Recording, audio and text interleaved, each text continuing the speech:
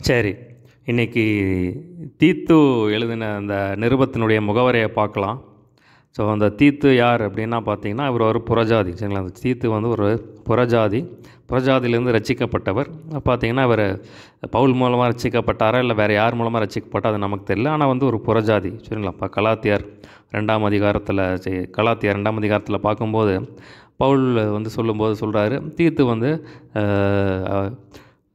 விருத்த சேதனம் பண்ணப்பட வந்து கட்டாயப்படுத்தப்படலை அப்படின்னு சொல்லி சொல்கிறார். சரிங்களா? அப்போ பார்த்தீங்கன்னா ஒரு புறஜாதியிலிருந்து இயேசு கிறிஸ்துவை இரட்சகராக ஏற்றுக்கொண்டவர்.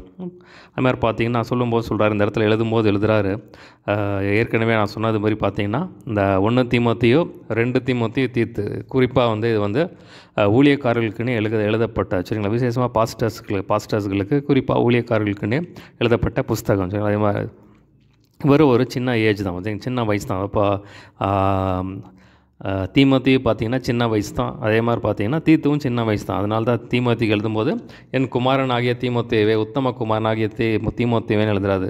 இப்போ பிரியமான குமாரனாகிய தீமோத்தேயுவேன்னு சொல்லி எழுதுறாரு. தீத்துவுக்கு எழுதும்போது அதே மாதிரி எழுதுறாரு. சரிங்களா? உத்தம குமாரனாகிய தீத்துவே. அப்போ பார்த்தீங்கன்னா ஒரு சின்ன வயசு தான். சரிங்களா? அப்போ சின்ன வயசுலேயே வந்து ஊழியக்காரர் ஆகிட்டார். நல்லா ட்ரெயின் பண்ணி கொண்டு வந்திருக்கார் பாருங்கள். இவர் வந்து ஒரு அப்போஸ்தல ஊழியத்தை பெற்றவர். ஒரு அப்போஸ்தல ஊழியத்தை பெற்றவர். அதில் பார்த்தீங்கன்னா அவர் சொல்லும்போது சொல்கிறாரு, கிரேத்தா தீவில் வந்து உன்னை விட்டு வந்தேன் அப்படின்னு சொல்லி சொல்கிறார். கிரேத்தா தீவில் வந்து மூப்பர்களை ஏற்படுத்தும்படியாக உன்னை வந்து விட்டு வந்தேன் அப்படின்னு சொல்லி சொல்கிறார். ஸோ அந்த இடத்துல பார்த்தீங்கன்னா கிரேத்தா தீவை பற்றி நம்ம எங்கேயுமே நம்ம பார்க்க முடியாது. இல்லை, கிரேத்தா தீவில் இவர் பண்ண ஊழியத்தை நம்ம வந்து அப்போஸ்தலர் புக்கில் வேறு எங்கேயும் நம்ம பார்க்க முடியாது. ஸோ பார்த்தீங்கன்னா பவுலுடைய எல்லா ஊழியங்களுமே எழுதப்படலை. சரிங்களா? இப்போ புஸ்தகத்தில் இருக்கிறதில் பார்த்திங்கன்னா இப்போ அவ்வளோதான் சொல்லி நம்ம சொல்ல முடியாது. இன்னும் அநேக ஊழியங்கள் எழுதப்படாத அவர் செய்த இன்னும் அநேக ஊழியங்கள் வேதத்தில் எல்லாமே வந்து கொண்டு வரல. ஆனால் ஓரளவுக்கு இருக்குது. சரிங்களா? ஓரளவுக்கு வந்து பவுல் செய்த ஊழியங்கள் எல்லாம் வந்து எழுதப்பட்டிருக்கிறது. சரிங்களா? இது அவருடைய இன்னும் பல இடத்துல வந்து நம்ம வந்து அவர் வந்து பார்க்கலாம். இப்போ இந்த கிரேத்தா தீவில் எப்போ ஊழியம் பண்ணார் அப்படின்னா, நாம் அப்போ ரோமாபுரியில் இருக்கும்போது ரோமாபுரியில் 2 வருஷம் ஊழியம் செய்தார்னு சொல்லி நம்ம பார்க்குறோம். ஸோ அதுக்கப்புறம் வந்து கிரேத்தா தீவில் ஊழியம் பண்ணியிருக்கலாம். சரிங்களா? அப்போ அந்த இடத்துல ஊழியம் பண்ணும்போது அவருக்கு வேற ஒரு இடத்துல ஒரு தேவை இருந்திருக்கும், இல்லை வேறு ஒரு ஊழியத்துக்கோசரம் இவரை வந்து அங்கே விட்டுட்டு போயிருக்கார். சரிங்களா? பொதுவாக பார்த்திங்கன்னா இன்னும் இப்போ பல இடத்துல வந்து நம்ம அவரை பற்றி நம்ம பார்க்க முடியும். அது மாதிரி 2 கொரிந்தியர் 7ஆம் அதிகாரத்தில் பார்க்கும்போது, தீத்து வந்ததினாலே வந்து பவுல் எழுதும்போது எழுதுறாரு, தீத்து வந்ததினாலே வந்து எனக்கு ஆறுதல் செய்தார் அப்படின்னு சொல்லி நம்ம 2 கொரிந்தியர் 7ஆம் அதிகாரத்தில் நம்ம பார்க்க முடியும். அதே மாதிரி பார்த்திங்கன்னா 2 கொரிந்தியர் 8ஆம் அதிகாரத்தில் சொல்லும்போது சொல்கிறாரு, இந்த தர்ம காரியத்தை வந்து தீத்து ஆரம்பித்தார், அதை முடிக்கணும்னு சொல்லி அவர்கிட்ட நான் வந்து கேட்டுக்கொண்டோம். எப்படி தர்ம காரியத்தை தொடங்கினாரோ அதே மாதிரி அந்த தர்ம காரியத்தை அவர் முடிக்கணும்னு சொல்லி நான் வந்து அவரை கேட்டுக்கொண்டோம் அப்படின்னு சொல்லி அந்த இடத்துல சொல்கிறாரு 2 கொரிந்தியர் 8ஆம் அதிகாரத்தில். அதே மாதிரி பார்த்திங்கன்னா 2 கொரிந்தியர் 12ஆம் அதிகாரத்தில் சொல்லும்போது சொல்கிறாரு, நானும் தீத்துவும் நாங்கள்லாம் பார்த்திங்கன்னா ஒரே அடிச்சுவடுகளை நடந்தோம் அல்லவா, அப்போ ஒரே மாதிரி இயேசு கிறிஸ்து மாதிரியே நாங்கள் நடந்தோம் அல்லவா அப்படின்னு சொல்லி தங்களை வந்து தன்னையும் தீத்து பார்த்திங்கன்னா ஒரு மாதிரியாக வந்து அந்த கொரிந்து பட்டணத்துக்கு வந்து ஒரு மாதிரியாக வந்து காண்பிக்கிறார். சரிங்களா? அப்போ பார்த்திங்கன்னா நாங்கள் எப்படி இயேசு கிறிஸ்துவை பின்பற்றுகிறவர்களாக இருக்கோம், எங்களை நாங்கள் வந்து மாதிரியாக வைக்கிறோம், நாங்கள் ஒரே அடிச்சுவடுகள் நடந்தோம் அல்லவா அப்படின்னு சொல்லி சொல்கிறார். சரிங்களா? ஸோ இதான் ஒரு சின்ன இன்ட்ரடக்ஷன். ஸோ அதில் பார்த்திங்கன்னா நம்ம அதுக்குள்ளே ஏற்கனவே சொன்னபடி பார்த்திங்கன்னா ஒரு அப்போஸ்தல ஊழியத்தை பெற்றவர். ஸோ அப்போது இதில் பார்த்திங்கன்னா 3 அதிகாரங்கள் இருக்குது. இந்த 3 அதிகாரத்தோட ஒரு அவுட்லைன் மட்டும் பார்க்கலாம். பொதுவாக பார்த்திங்கன்னா பவுலுடைய எல்லா நிருபங்களையும் பார்த்திங்கன்னா 1ஆம் அதிகாரத்தில் வாழ்த்தில் ஆரம்பித்து கடைசி அதிகாரத்தில் வாழ்த்தி ஆசீர்வச்சு முடிப்பார். ஸோ இதில் அதே மாதிரி தான் 1ஆம் அதிகாரத்தில் வாழ்த்தில் ஆரம்பிச்சிருக்காரு, கடைசி அதிகாரத்தில் வாழ்த்தி ஆரம்பித்து முடிச்சிருக்காரு. சரிங்களா? இப்போ முதல் அதிகாரத்தில் பார்க்கலாம், அதில் சில இன்ட்ரடக்ஷன் மட்டும் பார்க்கலாம். 1ஆம் அதிகாரத்தில் பார்த்திங்கன்னா முதல்ல வாழ்த்தில் ஆரம்பிக்கிறாரு, உத்தம குமாரனாகிய தீத்துவுக்கு எழுதுறது அப்படின்னு சொல்லி சொல்கிறார். அடுத்த பகுதியில் பார்த்திங்கன்னா என்ன சொல்கிறாருன்னா, பொய்யுரையாத தேவன் வந்து என்னை வந்து இந்த ஊழியத்துக்கு அழைச்சார். ஸோ என் மூலமாக என்னுடைய பிரசங்கத்தின் மூலமாக வந்து சத்தியத்தை அறிகிற அறிவில் வந்து ஜனங்களுக்கு விசுவாசிகளுக்கு வந்து தெரியப்படுத்தினார் அப்படின்னு சொல்லி அந்த காரியத்தை சொல்கிறார். அடுத்த பகுதியில் பார்த்திங்கன்னா, நான் வந்து உன்னை வந்து கிரேத்தா தீவில் மூப்பர்களை ஏற்படுத்தபடி உன்னை வந்து விட்டு வந்தேன். அதனால் பார்த்திங்கன்னா நீ வந்து எப்படி மூப்பர்களை ஏற்படுத்தணும், அவங்களுக்கெல்லாம் என்ன குவாலிஃபிகேஷன் இருக்கணும், என்ன ஒரு தகுதி இருக்கணும் அப்படின்னு சொல்லி அந்த காரியத்தை சொல்கிறார். ஸோ பார்த்திங்கன்னா சொல்லும்போது சொல்கிறாரு, குற்றம் சாடப்படாதவர்களாக இருக்கணும், ஒரே மனைவியுடைய புருஷனாக இருக்கணும், துன்மார்க்கர் என்றும் அடங்காதவர்கள் என்றும் பேரெடுக்காத விசுவாசமுள்ள பிள்ளைகளாக இருக்கணும். இந்த பார்த்திங்கன்னா இதில் ரொம்ப குறிப்பாக சொல்லும்போது சொல்கிறோம், பிள்ளைகள் கூட ஒழுங்காக இருக்கணும்னு சொல்கிறார். ஏன்னா பிள்ளைகள் இந்த குடும்பம் பாதிக்கப்பட்ட ஊழியம் ரொம்ப பாதிக்கப்படும் பாருங்க. குடும்பம் சரியில்லைன்னா ஊழியம் வந்து கட்டப்படாது. ரொம்ப ஒரு முக்கியமான ஒரு காரியத்தை அந்த இடத்துல குறிப்பாக சொல்கிறார் பாருங்கள். ஒரே மனைவியுடைய புருஷனாக இருக்கணும், பரிசுத்தமாக இருக்கணும். அது மாதிரி பார்த்திங்கன்னா பிள்ளைகள் ஒழுங்காக கர்த்தருக்குள்ளே இருக்கிறவங்களா இருக்கணும். அப்படிப்பட்டவர்களாக யாராவது இருந்தாங்கன்னா அவங்கள வந்து மூப்பராக ஏற்படுத்து அப்படின்னு சொல்கிறார். மறுபடியும் சொல்கிறாரு, கண்காணியானவன் எப்படி இருக்கணும். ஏற்கனவே அவர் வந்து தீமோத்தேயுவில் சொல்லியிருக்கார். தீமோத்தேயுவில் வந்து கண்காணியானவன் எப்படி இருக்கணும் அப்படின்னு சொல்லி நிறைய காரியங்கள் சொல்லியிருக்கார். உடன் ஊழியக்காரர்கள் எப்படி இருக்கணும் அப்படின்னு சொல்லி நிறைய காரியம் இங்கே வந்து மறுபடியும் சொல்கிறார். தீத்துவுக்கு சொல்கிறார், கண்காணியானவன் எப்படி இருக்கணும். பார்த்திங்கன்னா குற்றம் சாட்டப்படாதவர்களாக இருக்கணும், இஷ்டப்படி செய்யக்கூடாது, முற்கோபம் இல்லாதவர்களாக இருக்கணும், மதுபானம் பிரியனாக இருக்கக்கூடாது, அடிக்கிறவங்களாக இருக்கக்கூடாது, இழிவான ஆதாயத்தை இச்சிக்கிறவர்களாக இருக்கக்கூடாது, அந்நியர்களை உபசரிக்கிறவராக இருக்கணும், நல்லோர் மேல் பிரியமுள்ளவராக இருக்கணும், நீதிமானாக இருக்கணும், உத்தமனாக இருக்கணும், தெளிந்த புத்தி உள்ளவர்களாக இருக்கணும், இச்சையடக்கம் உள்ளவர்களாக இருக்கணும், ஆரோக்கியமான உபதேசத்துக்கு வந்து புத்தி சொல்லுகிறவர்களாக இருக்கணும். ஸோ பார்த்திங்கன்னா அதே மாதிரி நீ என்ன போதிக்கிறியோ அதைப்படி நீ நடக்கிறவர்களாக இருக்கணும். ஸோ அந்த காரியத்தில் இப்படியெல்லாம் இருக்கணும் அப்படின்னு சொல்லி, இப்படிப்பட்டவர்களாக இருக்கான்னா அப்படிப்பட்டவர்களை வந்து நீ வந்து கண்காணியாக மூப்பராக ஏற்படுத்து அப்படின்னு சொல்கிறார்.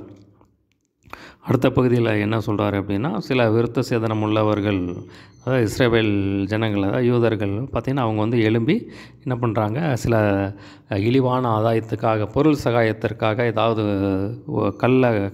கள்ள உபதேசத்தை கொண்டு வந்து முழு குடும்பங்களையும், ரட்சிக்கப்பட்ட குடும்பங்களை வந்து கவிழ்த்து போடுகிறவங்கள வாய் அடக்கணும் அப்படின்னு சொல்லி அவங்கள்ட்ட ஜாக்கிரதையார் அப்படின்னு சொல்கிறார்.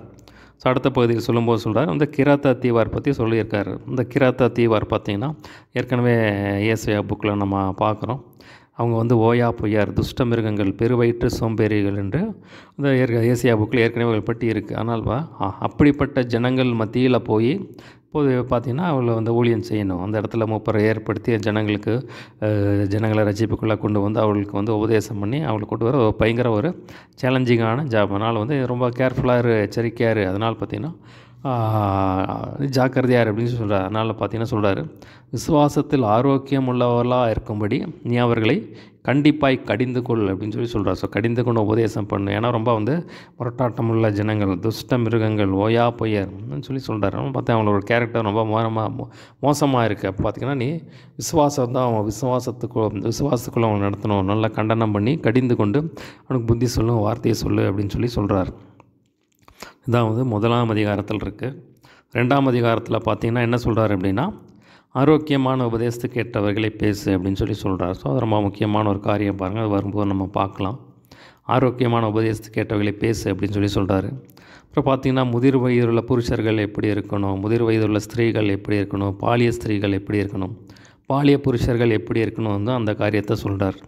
ஸோ முதிர் வயதுள்ள புருஷர்கள் வந்து ஜாக்கிரதை உள்ளவர்களும், நல்லொழுக்கம் உள்ளவர்களும், தெளிந்த புத்தி உள்ளவர்களும், விசுவாசத்தில், அன்பிலும், பொறுமையிலும் ஆரோக்கியம் உள்ளவர்களாக இருக்கும்படி புத்தி சொல்லு அப்படின்னு சொல்கிறார். அப்புறம் முதிர் வயதுள்ள ஸ்திரீகள் வந்து பார்த்திங்கன்னா பரிசுத்தமாக நடக்கணும், அவதூறு பண்ணக்கூடாது, மதுபானத்துக்கு அடிமையாக இருக்கக்கூடாது அப்படின்னு அந்த காரியத்தை சொல்கிறார்.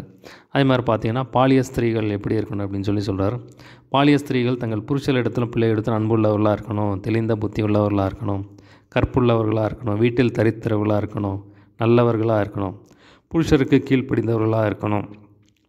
அப்புறமா இப்போ இப்படிப்பட்ட காரியங்களெல்லாம் வந்து அந்த பாலிய ஸ்திரீகள் வந்து கடைப்பிடிக்கணும் அப்படின்னு முதிர் வயதுள்ள ஸ்திரீகள் வந்து பாலிய ஸ்திரீகளுக்கு போதிக்கணும் அப்படின்னு சொல்கிறார்.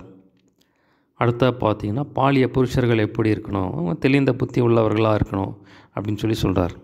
ஸோ அடுத்த பகுதியில் பார்த்து என்ன சொல்கிறாருன்னா, நீ வந்து உன்னை வந்து மாதிரியாகவே, நீ என்ன பிரசங்கம் பண்ணுறியோ நீ வந்து அதை உன்னை மாதிரியாகவே. இப்போ பார்த்தீங்கன்னா அதோட பெரிய ஒரு டேஞ்சர் வச்சுருங்களா. அப்போ நம்ம பிரசங்கம் பண்ணிவிட்டு நம்ம அதை செய்யலைன்னா பார்த்திங்கன்னா அதை ஜனங்கள் பார்த்தாங்கன்னா அவங்க கீழ்ப்படிய மாட்டாங்க. அதனால் பார்த்திங்கன்னா நம்ம போதகர்கள் வந்து ரொம்ப எச்சரிக்கையாக இருக்கணும் அப்படின்னு சொல்கிறார். இப்போ நீ என்ன வந்து பிரசங்கம் பண்ணுறியோ அதை வந்து நீ உன்னை வந்து மாதிரியாகவே. பார்த்திங்கன்னா அதே மாதிரி தான் பவுல் எழுதும்போது எழுதுகிறேன், உன்னை கற்பிலும் அன்பிலும் விசுவாசத்திலும் பரிசுத்தத்திலும் எல்லாத்திலும் வந்து நீ உன்னை மாதிரியாவின் தீமோத்தேயுக்கு எழுதும்போது வந்து நீ என்ன பிரசங்கம் பண்ணுறியோ வந்து உன்னை வந்து நீ வந்து மாதிரியாவை அப்படின்னு சொல்கிறார். எதிராளியானவன் குறித்து பொல்லாது கொண்டு சொல்லாதபடிக்கு உபதேசத்தில் விகற்பமில்லாதவன் நல்லொழுக்கமாக குற்றம் பிடிக்கப்படாத ஆரோக்கியமான வசனத்தை பேசுகிறவனா ஆயிரு அப்படின்னு சொல்லி சொல்கிறார். இந்த பார்த்தீங்கன்னா மற்ற எதிராளிகள் யாராவது உன்னை பார்த்து குற்றம் சொல்லிடக்கூடாது, இவன் சரியில்லை அப்படின்னு சொல்லிடக்கூடாது, நீ ஒரு சாட்சியான வாழ்க்கை வாழு அப்படின்னு சொல்லி சொல்கிறார். அடுத்த பகுதியில் பார்த்தீங்கன்னா வேலைக்காரர்கள் எப்படி இருக்கணும், தங்கள் எஜமான்கள்கிட்ட எப்படி நடக்கணும் அப்படின்னு சொல்லி சொல்கிறார். ஸோ வேலைக்காரர்கள் எஜமான்களுக்கு கீழ்ப்படிந்து இருக்கணும், எதிர்த்து பேசக்கூடாது, அவங்களுக்கு பிரியமாக நடக்கணும், திருடக்கூடாது, உண்மையாக இருக்கணும் அப்படின்னு சொல்லி அந்த மாதிரி நீ அவங்களுக்கு புத்தி சொல்லு அப்படின்னு சொல்லி சொல்கிறார். அடுத்த பகுதியில் என்ன சொல்கிறார் அப்படின்னா, எல்லா மனுஷருக்கும் ரட்சிப்பை அளிக்கத்தக்க தேவ கிருபையானது பிரசன்னமாயிற்று. ஸோ அந்த காரியத்தை விளக்குறாரு.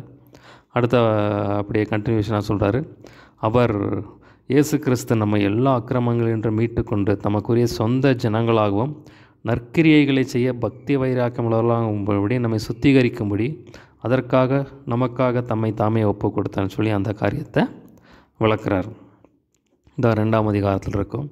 அடுத்தது 3ஆம் அதிகாரத்தில் என்ன சொல்கிறார் அப்படின்னா, துரைத்தனங்களுக்கும் அதிகாரங்களுக்கும் கீழ்ப்படிந்து மேலான அதிகாரம் உள்ளவர்களுக்கு நீ கீழ்ப்படிந்து நட, எல்லா சகல விதமாக நற்கிரைகளை செய்ய ஆயத்தமாக இருக்கணும், யாரையும் தூஷிக்கக்கூடாது, சண்டை பண்ணக்கூடாது, பொறுமையாக இருக்கணும், அதனால் சாந்த குணத்தை காண்பிக்கும்படி அவர் நினைப்பு விட்டார். ஏன்னா சொல்கிறாரு, கிராத்தா தீவர் துஷ்ட மிருகங்கள் பார்த்திங்கன்னா எப்போ சண்டை கிடச்சா போதும்னு சொல்லி சண்டையில் விழுந்துருவாங்க, சண்டை கிடச்சா போய் அடிக்கடி சண்டை போடுறவங்க. அதனால் அவங்ககிட்ட சண்டை போடக்கூடாது, தூஷிக்கக்கூடாது, பொறுமையாக இருக்கணும், சாந்த குணத்தை காட்டணும்னு சொல்லி அவங்களுக்கு நீ புத்தி சொல்லு அப்படின்னு சொல்லி சொல்கிறார்.